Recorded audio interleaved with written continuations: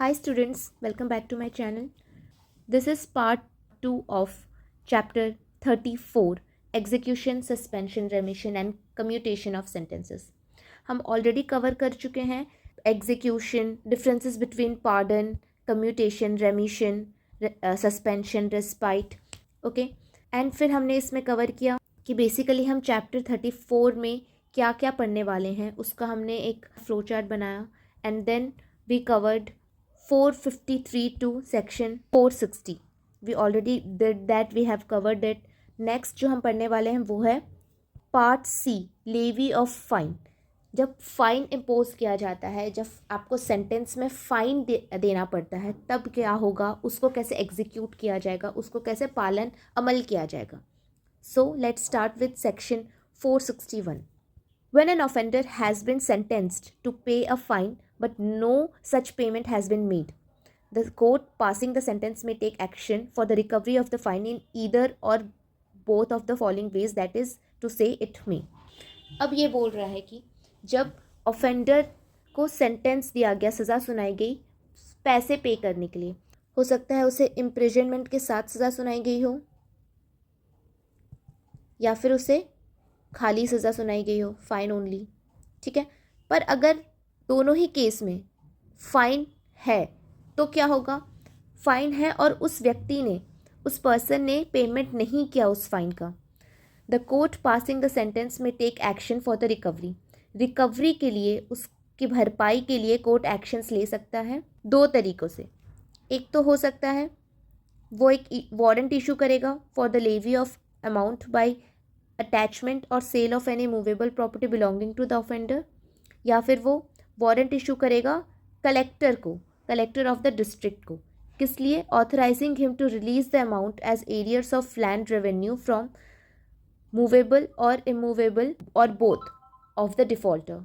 सबसे पहला जो तरीका है वो रहेगा issue a warrant for the levy of the amount by attachment and sale. Offender को पहले तो उसको सेंटेंस दिया गया फ़ाइन का, और उसके बाद अगर वो फ़ाइन पेमेंट नहीं कर पा रहा है या उसने नहीं किया है तो क्या होगा, मूवेबल, उसकी कोई भी मूवेबल प्रॉपर्टी को हम सीज़ कर लेंगे, और सीज़ करने के बाद उसको अटैच करने का मतलब है उसे अपने कब्ज़े में ले लेना. उसके बाद उसको सेल कर देना, उसको सेल करके उसमें से जो अमाउंट आएगा उससे हम फ़ाइन भरेंगे. फर्स्ट तरीका ये है. दूसरा है issue a warrant for to the collector of the district. जो डिस्ट्रिक्ट कलेक्टर होता है उसको हम एक वारंट भेजेंगे.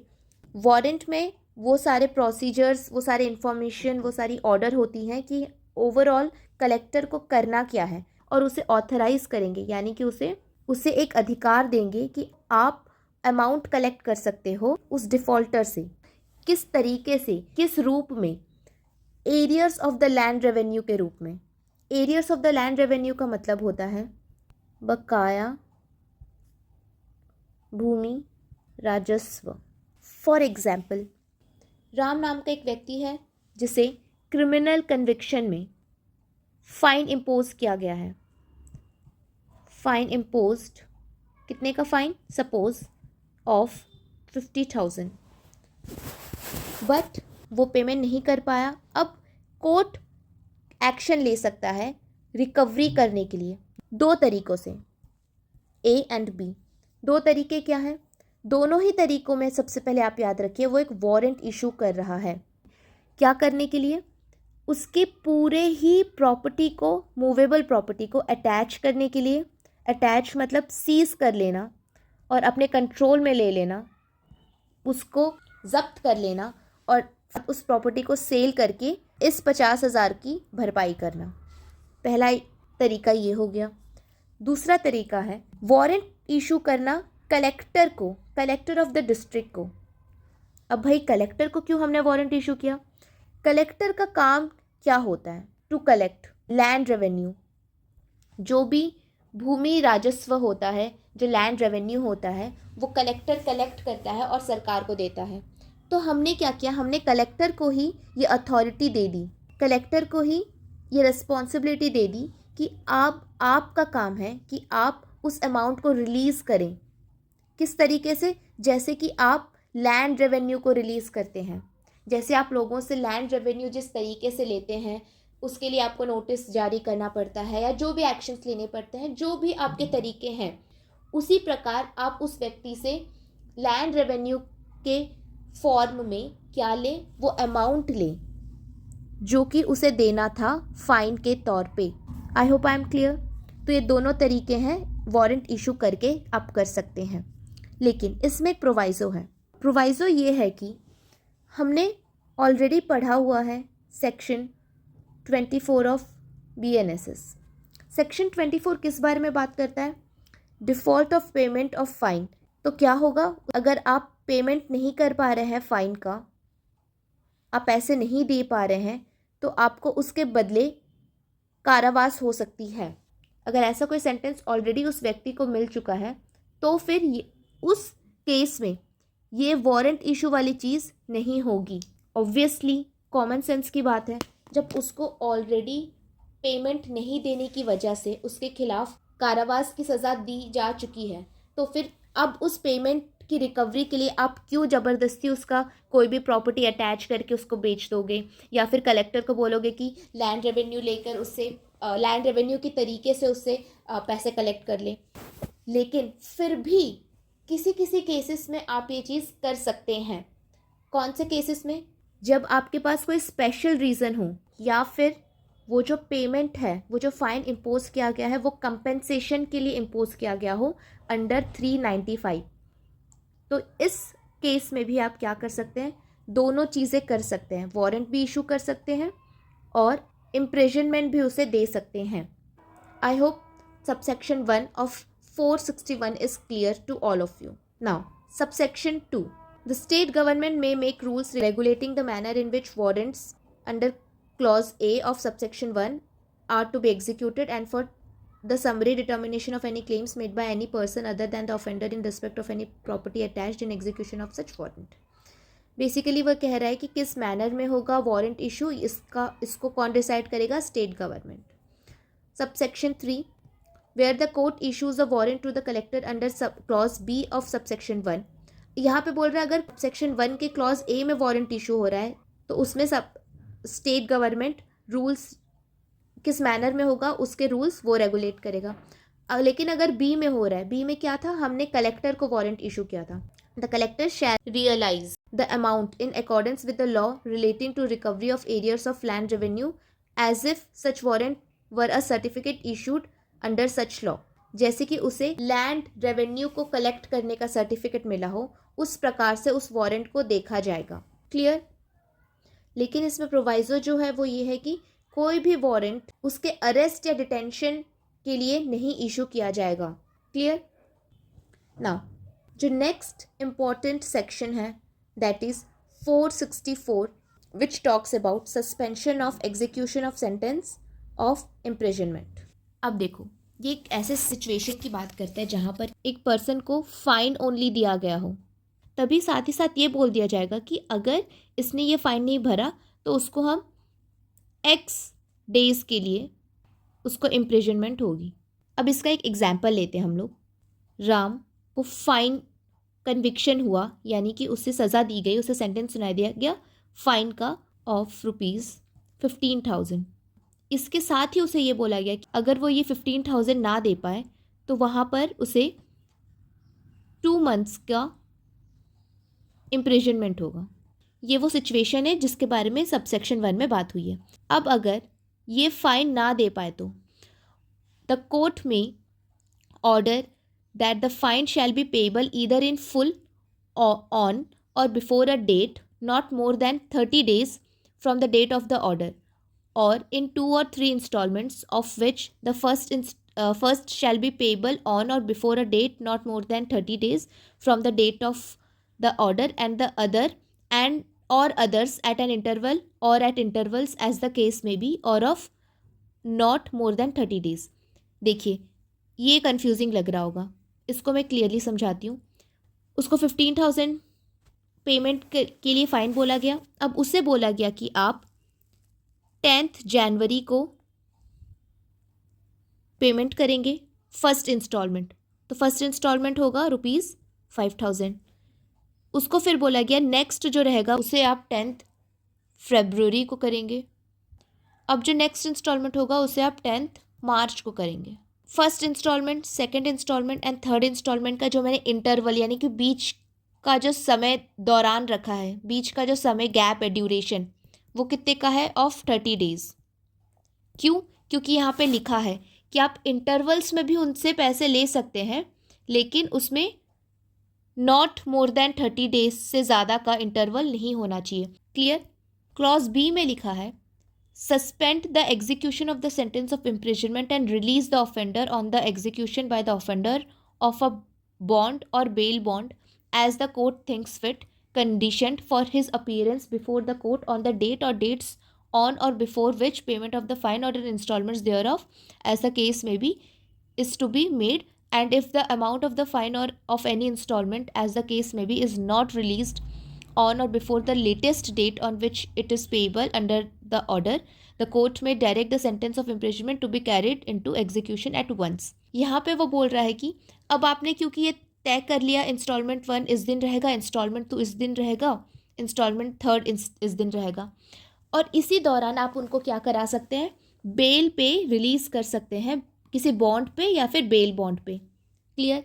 अब उस बॉन्ड या बेल बॉन्ड पे आप एक कंडीशन, एक शर्त रखेंगे कि आपको जिस जिस दिन यहाँ पे ये डेट्स मेंशन्ड है उस दिन आकर आपको प्रेजेंट रहना पड़ेगा कोर्ट में और पेमेंट करना पड़ेगा। Fine.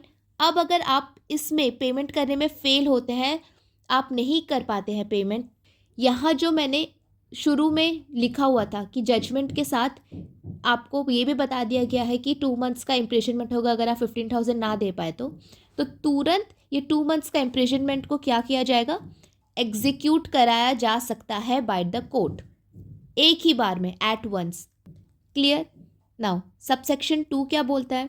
The provisions of subsection 1 shall be applicable also in any case in which an order for the payment of the money has been made on non-recovery of which imprisonment may be awarded and the money is not paid forthwith, and if the person against whom the order has been made on being required to enter into a bond such as is referred to in that subsection fails to do so, the court may at once pass sentence of imprisonment। मान लीजिए situation ऐसी है कि fine की बात नहीं हो रही है, कंपेंसेशन की बात हो रही है। कोर्ट आपसे पैसे या तो कंपेंसेशन के तरीके से ले सकता है या फिर फाइन के तरीके से ले सकता है। ठीक है, मान लीजिए यहाँ पर आपको सेंटेंस फाइन का नहीं दिया गया है, यहाँ पे आपको सिर्फ बोला गया है कि आप भरपाई करें, कंपेंसेशन दे विक्टिम को। विक्टिम को कंपेंसेशन मिलेगा बाय द कन्विक्टेड पर्सन। व्यक्ति जो दोषी है उसे क्या कंपेंसेशन देने बोला जा सकता है? विक्टिम को।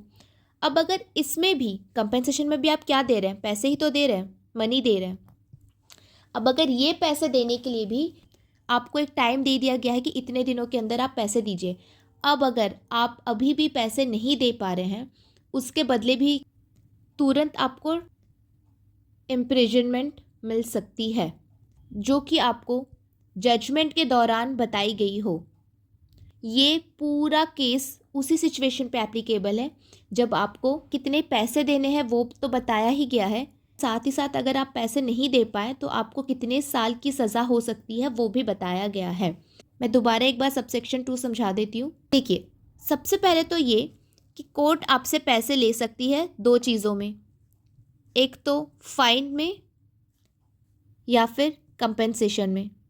अब ये बोल रहा है कि जब भी आपको पैसे देने के लिए कोर्ट बोल रहा है, भले वो फाइन के रूप में हो या कंपेंसेशन के रूप में हो, जब भी वो आपको पैसे देने बोल रहा है उसके साथ अगर उसने ये भी बोल दिया है कि अगर आप ये पैसे नहीं दे पाए तो आपको फॉर एग्जाम्पल 1 साल की सज़ा होगी।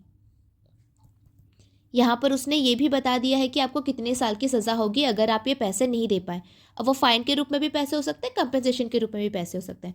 जब आपको टाइम दिया गया है कि इतने टाइम के अंदर ये पैसे दीजिए और आप वो पैसे नहीं दे पा रहे हैं, तो तुरंत ये जो कारावास की सज़ा उसने पहले से बता दी थी उसको वो तुरंत एग्जीक्यूट करा सकता है। ये जो पहले वाली ए और बी थी उसमें फ़ाइन के केस में बोला गया है, और ये सबसेक्शन 2 जो है वहाँ पे कंपेंसेशन के केस में बताया गया है। I hope this is clear. अब हम नेक्स्ट सेक्शन में जाएंगे। ये बात करता है जनरल प्रोविजंस रिगार्डिंग एग्जीक्यूशन। ये जो पूरा पार्ट है, पार्ट डी, ये सिर्फ वन टाइम रीडिंग वाला पार्ट है। इसको एक बार भी रीड कर लेंगे तो ये आराम से समझ में आ जाएगा, क्योंकि बहुत ही ज़्यादा इजी सेक्शंस हैं इसमें, जितने भी सेक्शंस हैं। फिर भी मैं इसमें इम्पॉर्टेंट सेक्शंस को एक बार आपको समझा दूंगी। इम्पॉर्टेंट सेक्शंस में से एक है 466। चलिए हम सेक्शन को एक एग्जाम्पल से समझते हैं। मान लीजिए कन्विक्ट पर्सन है और वो भाग गया। उसे 6 महीने की सिंपल इम्प्रिजनमेंट मिली हुई थी और उस दौरान वो जेल से भाग गया। उसने कोई न्यू ऑफेंस किया हुआ है जिसकी वजह से उसे दोबारा पकड़ा गया। अब जो वो न्यू ऑफेंस था वो ज़्यादा ग्रेव, ज़्यादा संगीन ऑफेंस है और उस पर मान लीजिए उसे 2 साल की रिगरस इम्प्रिजनमेंट मिली। ठीक है, यानी कि पहले तो उसे 6 महीने की सज़ा मिली हुई थी किसी और ऑफेंस के लिए, उसके बाद उसे नए ऑफेंसेस के लिए 2 साल की रिगरस इम्प्रिजनमेंट मिली, यानी कि उसे ज़्यादा सीवियर सेंटेंस मिला जो कि उसे पहले मिला हुआ था, उससे ज़्यादा सीवियर ये वाला है। अब क्या होगा, जो उसको अभी मिला जो कि ज़्यादा सीवियर है पहले वाले से, उसका इफेक्ट इमीडिएटली, तुरंत उसी दौरान स्टार्ट हो जाएगा। क्लियर? ये क्लॉज 2A बताता है। क्लॉज 2B क्या बोल रहा है? अगर किसी को रिगरस इम्प्रिजनमेंट मिली हो, अब दोबारा जब उस पर वो भाग गया, उसने कोई नई क्राइम, उसने कोई नया ऑफेंस किया जिस पे उसे कम लेसर पनिशमेंट मिल रहा है, तो इसका इफेक्ट कब से स्टार्ट होगा?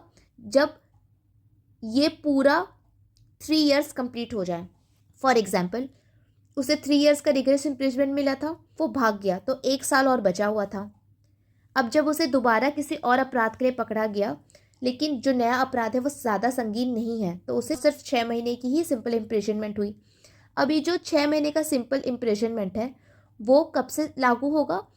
ये जब 1 साल वो वापस कंप्लीट कर लेगा रिगरस इम्प्रिजनमेंट, उसके बाद ही ये नया सेंटेंस लागू होगा। क्लियर? अब रही बात डेथ सेंटेंस की। कोई कन्विक्ट जिसे 10 साल का इम्प्रिजनमेंट मिला हो और उसी दौरान अगर वो बीच में से भाग गया इसको ना कंप्लीट करते हुए, उसके बाद उसे नए अपराध के लिए डेथ सेंटेंस मिल रहा है, तो अब डेथ सेंटेंस जो है वो इससे ज़्यादा सीवियर ऑफेंस है। तो जैसे ही ज़्यादा सीवियर ऑफेंस मिलता है पहले वाले ऑफेंस से, तो उसका इफेक्ट इमीडिएटली रहता है। बट अगर ओल्ड सेंटेंस ज़्यादा सीवियर है और जो न्यू सेंटेंस है वो लेसर है, तो इसका इफेक्ट ये सीवियर सेंटेंस को कंप्लीट करने के बाद ही ये स्टार्ट होगा। पहले वाला जो था वो लेसर था और नया वाला जो है वो सीवियर है, तो इसका इफेक्ट, इसको कंप्लीट करने की ज़रूरत भी नहीं है, इसका इफेक्ट इमीडिएटली स्टार्ट हो जाएगा। I hope I am clear. चलिए सेक्शन 467 को समझते हैं। यहाँ पर एस्केप्ड कन्विक्ट्स की बात नहीं हो रही है, यहाँ पे हो रही है अगर किसी पर्सन को ऑलरेडी सज़ा हो चुकी है, वो ऑलरेडी सर्व कर रहा है, सज़ा काट रहा है और उसी दौरान उसे एक और सज़ा हो जाए। मान लीजिए किसी व्यक्ति को 5 साल की सज़ा हुई है इम्प्रिजनमेंट और उसी दौरान उसे 3 साल की और सज़ा हो जाए, तो कैसे सर्व करेगा, कैसे सज़ा काटेगा? अब 5 और 3 दोनों को मिलाकर 8 साल की सज़ा काटेगा, लेकिन अनलेस, किंतु यहाँ पे बोला गया अगर कोर्ट ने अलग से बोला गया है कि दोनों सज़ा को साथ में काटी जाए, यानी कि 5 साल 1 2 3 4 5, ये पूरा 5 साल के साथ ही 1 2 3 तीन दोनों को ही एक साथ काटी जाए, तो उसे टोटल कितनी काटनी पड़ेगी? टोटल 5 साल ही उसे काटनी पड़ेगी। नेक्स्ट बोल रहा है अगर कोई भी व्यक्ति ने सिक्योरिटी ना दे पाने की वजह से, जो कि सेक्शन 141 में लिखा है, सिक्योरिटी ना दे पाने की वजह से वो सज़ा काट रहा है और उस सज़ा के साथ साथ उसे एक और सज़ा हो जाए। फॉर एग्जाम्पल, वो 6 मंथ्स की सज़ा ऑलरेडी काट रहा है क्योंकि वो सिक्योरिटी नहीं दे पाया अंडर सेक्शन 141, उसी के साथ उसे और 2 साल की सज़ा किसी दूसरे अपराध के लिए उसे दोषी पाया गया, 2 साल की सज़ा दी गई, तो अब यहाँ पर ओवरलैप होकर सेंटेंस चलेगा, यानी कि 2 साल के अंदर ही वो 6 महीने रहेंगे। अलग से उसे जोड़ नहीं दिया जाएगा कि 2 साल 6 महीने की सज़ा नहीं होगी, उसे टोटल 2 साल की ही सज़ा होगी क्योंकि 6 महीने वही 2 साल के अंदर आ जाएंगे। क्लियर? नेक्स्ट सबसेक्शन 2 बोल रहा है अगर कोई भी व्यक्ति लाइफ इम्प्रिजनमेंट सर्व कर रहा है, उसी के साथ उसे एक और इम्प्रिजनमेंट दी जाए जो जिसमें फिक्स्ड टर्म हो, यानी कि जिसमें समय तय कर दिया गया हो कि इतने साल की सज़ा होगी, या फिर उसे एक और लाइफ इम्प्रिजनमेंट मिल जाए। तो यहाँ भी सेंटेंस कैसा चलेगा, कॉन्करेंटली चलेगा, यानी एक दूसरे पे ओवरलैप करके चलेगा, एक दूसरे पे परस्पर होके चलेगा, अलग अलग नहीं चलेंगे, एक दूसरे साथ ही साथ चलेंगे। ठीक है, इसमें यानी कि उसे कोई एडिशनल अधिक समय उसे नहीं व्यतीत करना पड़ेगा लाइफ इम्प्रिजनमेंट में। I hope I am clear. ये दो सेक्शंस इंपॉर्टेंट थे, 466 एंड 467। अब बाकी की जो सेक्शंस है इसमें ओनली वन टाइम रीडिंग वाले सेक्शंस हैं। अगर फिर भी इसमें से कोई सेक्शन ना समझ में आए तो आप मुझे कमेंट सेक्शन में इसके बारे में लिख सकते हैं। That is it for now students. In the last part, in part 3, we will discuss about suspension, remission and commutation of sentences. Thank you.